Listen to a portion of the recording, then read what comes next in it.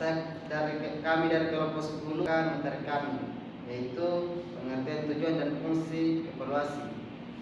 Pengertian evaluasi adalah sebuah proses yang terencana dan sistematis untuk mengumpulkan, menganalisis dan menafsirkan informasi terkait proses maupun hasil belajar siswa.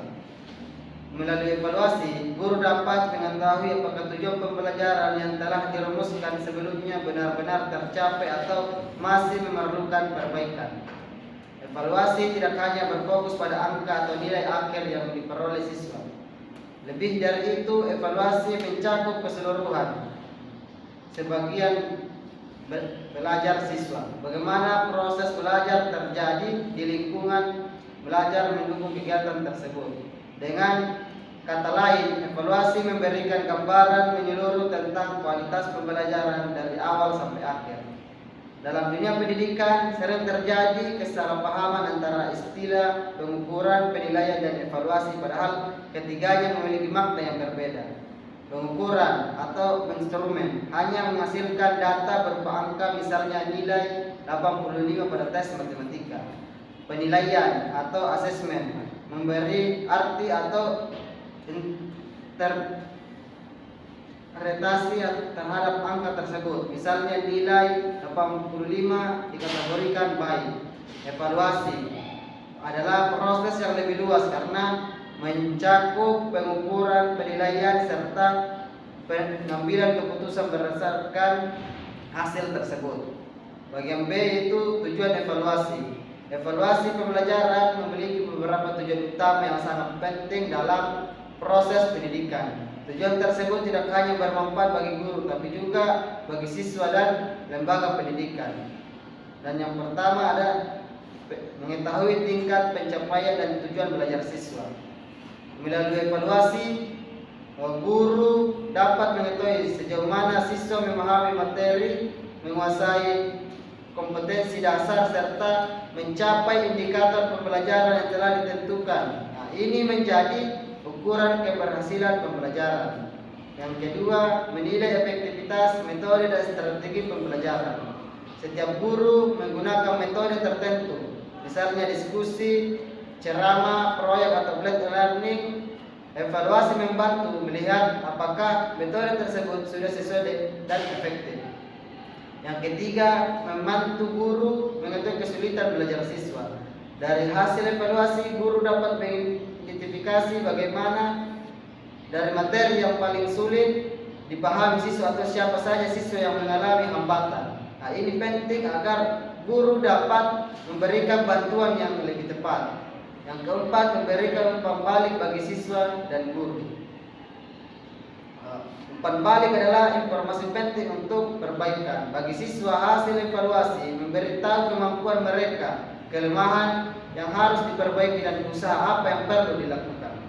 Adapun materi kedua yaitu prinsip-prinsip evaluasi atau penjelasan panjang dan jelas.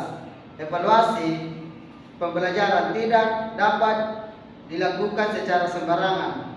Agar hasil evaluasi benar-benar menggambarkan kemampuan siswa dan kualitas proses pembelajaran, maka guru harus memperhatikan sejumlah prinsip-prinsip ini.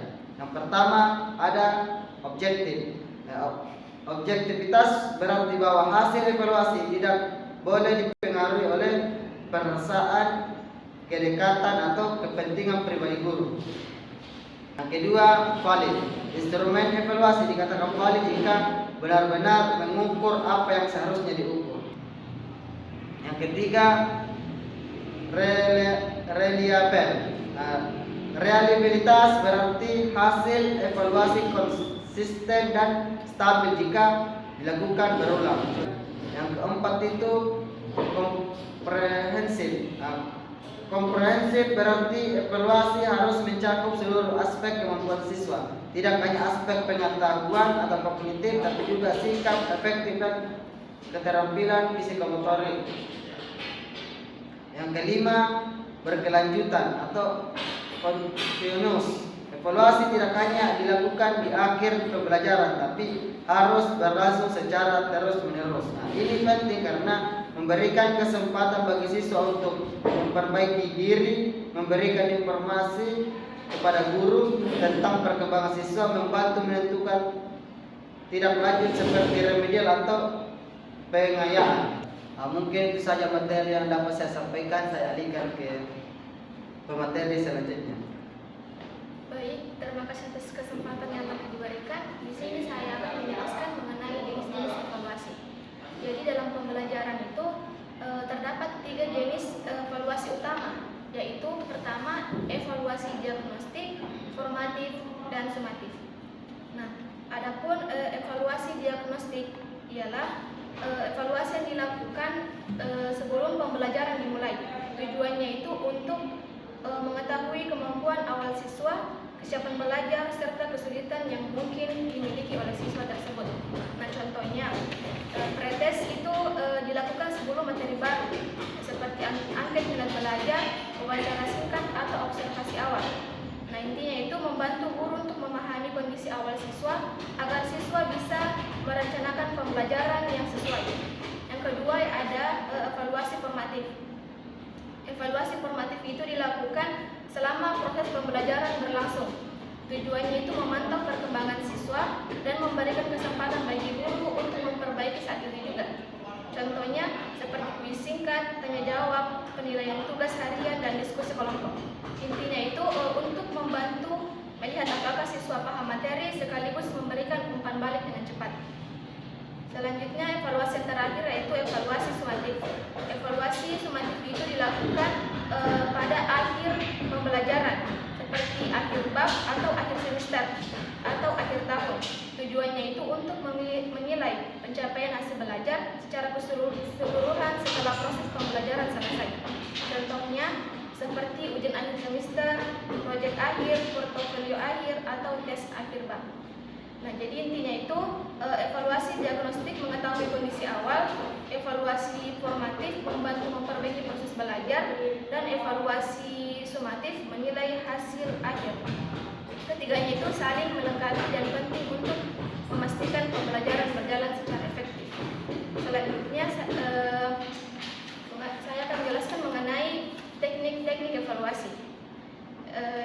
Jadi terdapat 2 teknik utama, yaitu teknik tes dan teknik non-tes. Jadi teknik tes yaitu dilakukan melalui pemberian soal untuk mengukur kemampuan akademik secara langsung. Untuk kedua itu ada esai, yaitu menilai kemampuan berpikir tingkat tinggi seperti menganalisis atau mengevaluasi. Yang itu bertujuan seperti mendukung inovasi karena mendorong pemikiran kreatif. Yang ketiga ada tes praktik, yang dimana ini menilai keterampilan nyata siswa. Tes ini cocok untuk model pembelajaran berbasis proyek atau praktik langsung. Kemudian ada teknik non-tes.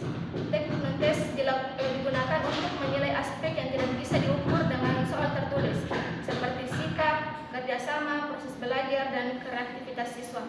Jadi teknik tes dan non-tes itu saling melengkapi dalam proses evaluasi. Dalam konteks perencanaan dan inovasi pembelajaran, kedua teknik ini membantu guru merancang pembelajaran yang lebih efektif, adaptif, dan sesuai kebutuhan siswa. Jadi itu saja, saya kembalikan ke moderator. Baik, itu tadi presentasi dari materi kedua. Saya alihkan ke materi selanjutnya. Baik, jadi saya akan memaparkan materi yang terakhir, yaitu peran evaluasi dalam inovasi pembelajaran. Nah, adapun yang pertama yaitu evaluasi sebagai dasar perbaikan perencanaan pembelajaran. Nah, evaluasi memberikan data penting mengenai efektivitas strategi pembelajaran, kesesuaian media yang digunakan, kecocokan metode dan karakteristik siswa, serta tingkat ketercapaian tujuan pembelajaran. Nah, adapun yang kedua yaitu evaluasi mendorong lahirnya inovasi pembelajaran. Inovasi pembelajaran lahir ketika guru menemukan bahwa cara lama tidak lagi efektif.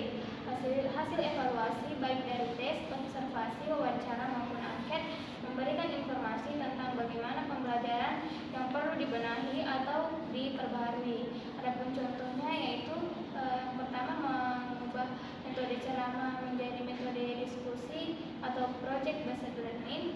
Yang kedua yaitu mengganti media pembelajaran dari buku ke media digital interaktif. Yang Yang ketiga, menggunakan evaluasi online yang lebih cepat dan menarik bagi siswa. Yang keempat, menerapkan kelas kolaboratif untuk meningkatkan keaktifan siswa. Nah, selanjutnya yang ketiga yaitu evaluasi sebagai alat untuk mengetahui kebutuhan peserta didik. Nah, evaluasi tidak hanya menilai keberhasilan belajar, tapi juga membantu guru untuk memahami gaya belajar siswa, kemampuan awal siswa, kesulitan yang dihadapi, motivasi belajar, serta perkembangan sikap dan keterampilan. Informasi ini sangat penting untuk melakukan inovasi berbasis kebutuhan peserta didik.